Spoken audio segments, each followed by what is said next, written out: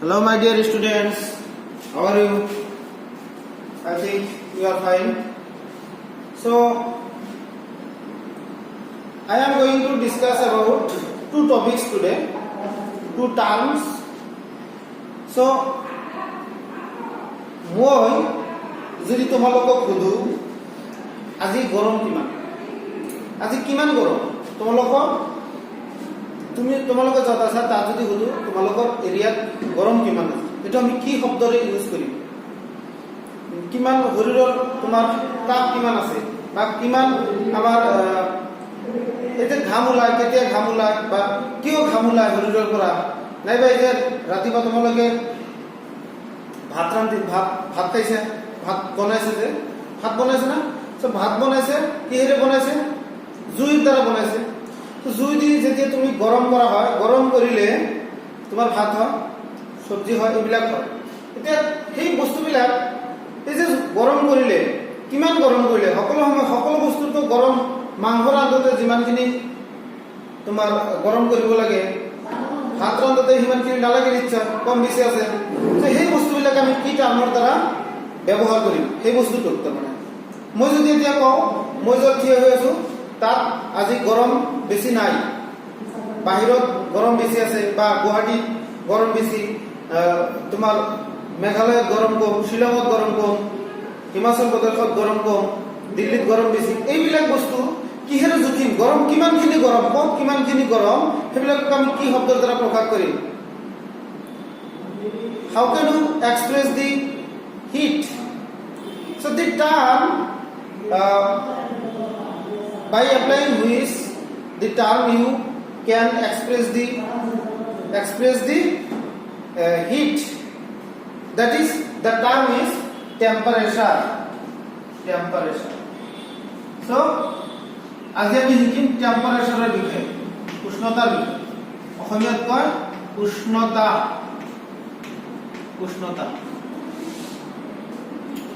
বিষয়ে শিকিম। এতিয়া উষ্ণতা, all you know the normal temperature of these days 30 to 40 degrees Celsius in this days, 30 to 40 degree, or যেতিয়া আমার গরম হলে আমার জ্বর আহিলে আমি কওঁ কিমান ডিগ্ৰী, 100 ডিগ্ৰী সেলসিয়াস, 100 ডিগ্ৰী জ্বৰ উঠিছে, নাইবা কোৱা হয় 104 ডিগ্ৰী জ্বৰ উঠিছে, 104 ডিগ্ৰী। আকৌ যেতিয়া দেখা যায় আমাৰ যেতিয়া পুৰা গৰম পৰে তেতিয়া আমাৰ কিমান হয়, ম্যাক্সিমাম 40 ডিগ্ৰী সেলসিয়াস হয়, 40 ডিগ্ৰী হয় ম্যাক্সিমাম। এতিয়া 40 ডিগ্ৰী গৰমে আমি সহ্য কৰিব নোৱাৰি, শৰীৰত যেতিয়া 104 ডিগ্ৰী গৰম হয় তেতিয়া আমি কেনেকৈ সহ্য কৰিম? নিশ্চয় 104 ডিগ্ৰী 40 ডিগ্ৰীতকৈ বহুত বেছি, মাৰ্জিনটো বহুত বেছি। গতিকে এই মাৰ্জিনটো এইটো মাৰ্জিনৰ পৰা 40 ডিগ্ৰী আমাৰ সহ্য নহয়। 104 ডিগ্ৰী শৰীৰত উঠিলে মৰি যাব দেখোন মানুহ, কিন্তু জ্বৰ উঠিলে কয় হাই জ্বৰ উঠিলে কয় 100 ডিগ্ৰী জ্বৰ উঠিছে, 104 ডিগ্ৰী জ্বৰ উঠিছে। তাৰমানে এই 104 ডিগ্ৰী আৰু 40 ডিগ্ৰী খুব একটা ডিফাৰেন্স নহয়, প্ৰায় একেই। গতিকে ভ্যালু কিন্তু ডিফাৰেন্স, তেতিয়াহ'লে ডিফাৰেন্স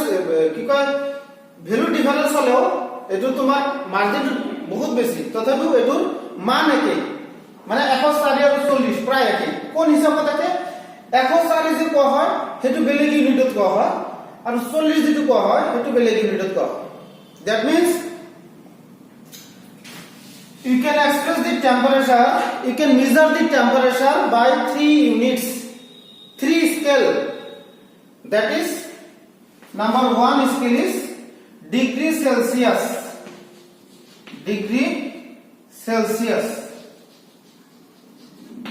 eto সংক্ষেপত এনেকৈ কোৱা হয় degree Celsius. Second number degree, another scale is for measuring temperature, that is degree Celsius, degree Fahrenheit, degree F. So third one is Kelvin scale, wala scale. So তিনটা স্কেলের হয় কি যত হয় টেম্পারেচার যত হয়, ডিগ্রি সেলসিয়াস, ডিগ্ৰী ফাৰেনহাইট আৰু kelvin স্কেলৰ সহায়ত উষ্ণতা জোখা এতিয়া যেতিয়া কোৱা হয় জ্বৰ উঠিছে 104 ডিগ্ৰী এটো ফাৰেনহাইট স্কেলত কোৱা হয় যেতিয়া কোৱা হয় আমাৰ টেম্পাৰেচাৰ আজি 40 ডিগ্ৰী এটো সেলসিয়াস স্কেলত কোৱা হয়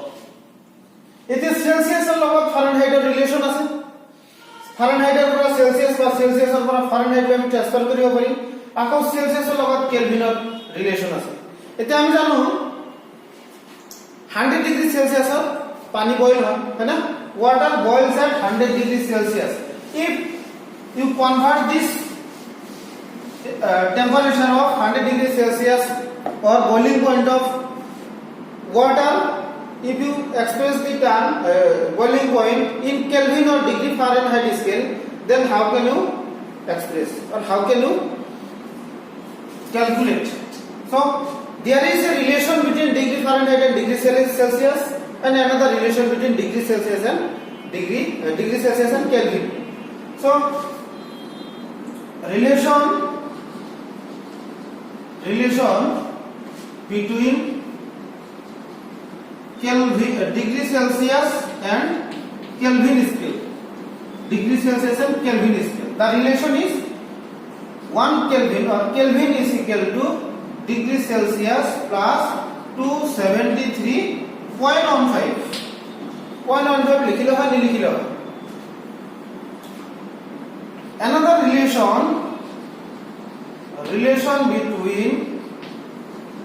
relation between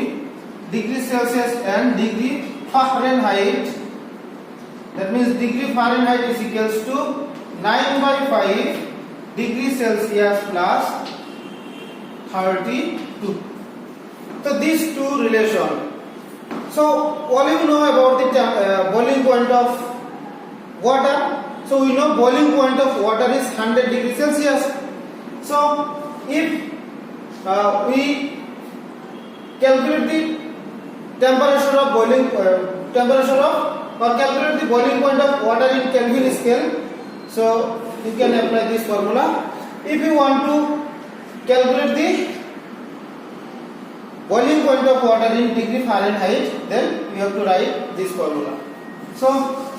আমি ফারেনহাইট স্কেল আৰু কেলভিন স্কেলত যদি আমি পানীৰ উত্তলাংক নিৰ্ণয় কৰো কেনেকৈ উলিয়াম so boiling point উত্তলাংক Asomiya boiling point of water is 100 degrees Celsius পানির উত্তলাংক 100 ডিগ্রি সেলসিয়াস পানির এই উত্তলাংক আমি কত লিয়াম পানির এই উত্তলাংক আমি কেলভিন স্কেল আৰু ডিগ্রি ফারেনহাইট স্কেলত লিয়াম so in Kelvin scale boiling point of water কিমান হ'ব যিমান ডিগ্রি সেলসিয়াস আছে তাৰ লগত আমি 273.15 প্লাস করে দিম হয়ে যাব 373.15 কেলভিন ইউনিট হবে kelvin so kelvin is the SI unit of temperature so উষ্ণতা এসআই একক হল কেলভিন সো কেলভিন স্কেলত যেতিয়া পানীৰ উত্তলাংক কম কব লাগিব 373 কেলভিন বা 373.15 কেলভিন এটা হল পানীৰ উত্তলাংক কেলভিন স্কেলত এতে সেই উত্তলাংক যদি আমি ফারেনহাইটত উলিয়াও in Fahrenheit scale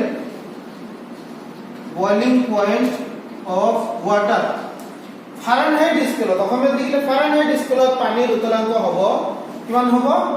9/5 into degree Celsius কিমান আছে 100 degree Celsius plus 32 এটা আমি হিসাব কৰিলে এটা 20 বাৰ যাব এটা হ'ব 9 into 20 হ'ব 180 plus 32 is equals to 212 degree Fahrenheit সেটা হই গেল আমার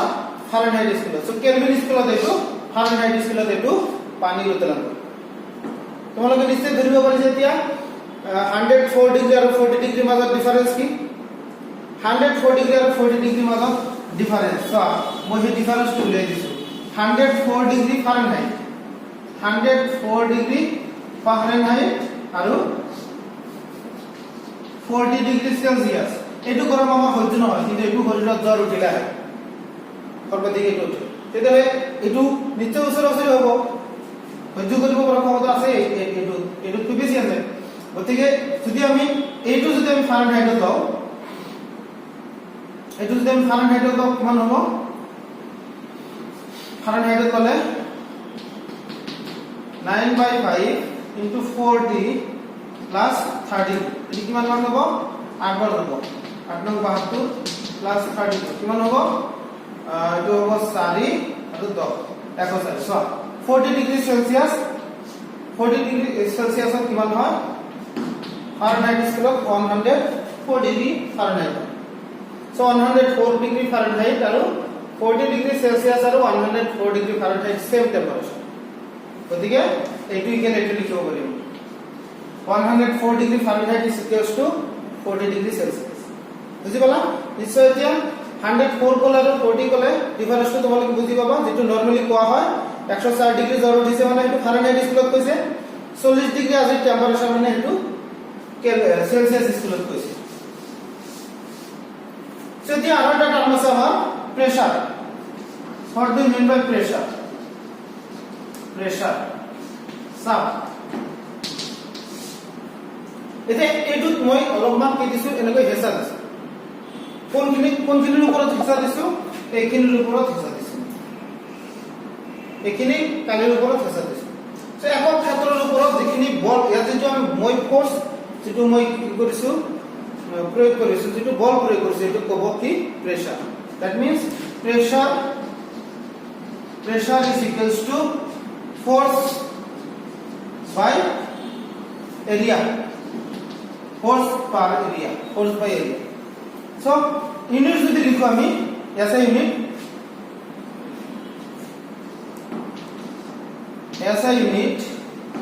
SI একক কি হ'ব SI unit of pressure চাপৰ SI একক কি হ'ব সো বলৰ একক আমি জানো নিউটন এরিয়ার একক হল মিটার স্কয়ার এরিয়ার একক কি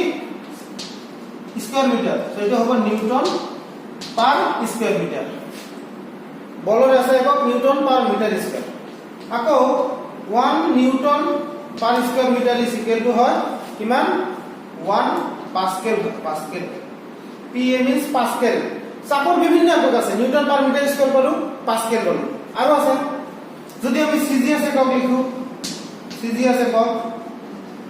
CGS ইউনিট অফ এটু মিটার নিউটনৰ হ'ব ডাইন বলৰ হ'ব ডাইন আৰু মিটাৰৰ হ'ব সেন্টিমিটাৰ সো এটু হ'ব চাপৰ এটা একক চাপৰ আৰু বিভিন্ন একক পাম এটা 1 নিউটন পাৰ মিটাৰ স্কয়াৰ আমি 1 পাস্কেল বুলি কৈছো এতিয়া চাপৰ এটা একক আছে ATM 1 ATM 1 atmospheric pressure is equal to লিখা যায় তোমার 1.01325 into 10 to the power 5 pascal 10 to the power 5 pascal আকৌ 1 atm is equal to হয় 1 bar এটা চাপৰ একক বাৰৰ লগত এটা ৰিলেচন এটো আকৌ হয় 1 atm is equal to 760 torr এটা চাপৰ একক বুঝছেন torr এটা চাপৰ একক আকৌ হয় 1 atm is equal to 760 millimetre of mercury এবিলাক হল চাপৰ বিভিন্ন একক সো চাপৰ এই একক বিলাক তোমালোকে মনত ৰাখিবা কি কি একক এটা atm torr millimetre of mercury bar pascal আৰু পাইছো কি নিউটন পাৰ মিটাৰ স্কয়াৰ আৰু পাইছো ডাইন পাৰ সেন্টিমিটাৰ স্কয়াৰ এবিলাক হল চাপৰ বিভিন্ন একক সো ইয়াতে ৰিলেশনটো ঠিক আছে উল্টা উল্টা হ'ব পাৰে মই পিকচাৰ দি দিম তোমালোকে চাবা সো এখিনি আছিল আজি টপিকস আমাৰ উষ্ণতাৰ বিষয় সো আৰু দুটা টপিকস আছে এই যে আমাৰ এয়াৰ ইউনিট পাইছিলো আমি ভলিউমৰ ইউনিট পাইছিলো বা তোমাৰ দিগৰ ইউনিট মিটাৰ সো মিটাৰৰ কিন্তু বিভিন্ন উপগুণিতক আছে আৰু একক আছে যেনেকুৱা সেন্টিমিটাৰ পিকোমিটাৰ ন্যানোমিটাৰ এবিলাক আছে গিগামিটাৰ কিলোমিটাৰ ডেকামিটাৰ ডেসিমিটাৰ হেক্টোমিটাৰ তাৰপিছত কি এটামিটাৰ তাৰপিছত তোমাৰ মাইক্ৰোমিটাৰ মাইক্ৰমিটাৰ এইবিলাক বিভিন্ন আৰু সৰু আৰু ডাঙৰ মিটাৰতকৈ সৰু আৰু ডাঙৰ বিভিন্ন ইউনিট আছে সো সেইবিলাক তোমালোকক মই এটা চাৰ্ট দিম ফটো দিম সেইটো তোমালোকে তাৰ পৰা লিখি ল'বা সো এইখিনি আজি দিম সো আজিৰ কাৰণে ধন্যবাদ নেক্সট ক্লাছত আমি নতুন টপিকছ লৈ আহিম যিবিলাকৰ লগত তোমালোকে ৰিলেটেড নহয় নেক্সট ক্লাছত আমি হেনেকুৱা টপিকছ লৈ আহিম সো চেনেলটো এতিয়ালৈকে যে সাবস্ক্ৰাইব কৰা নাই সোনকালে সাবস্ক্ৰাইব কৰি ল'বা আৰু যদি ভিডিওটো ভাল লাগে কমেন্ট কৰিবা শেয়াৰ কৰিবা লাইক কৰিবা থ্যাংক ইউ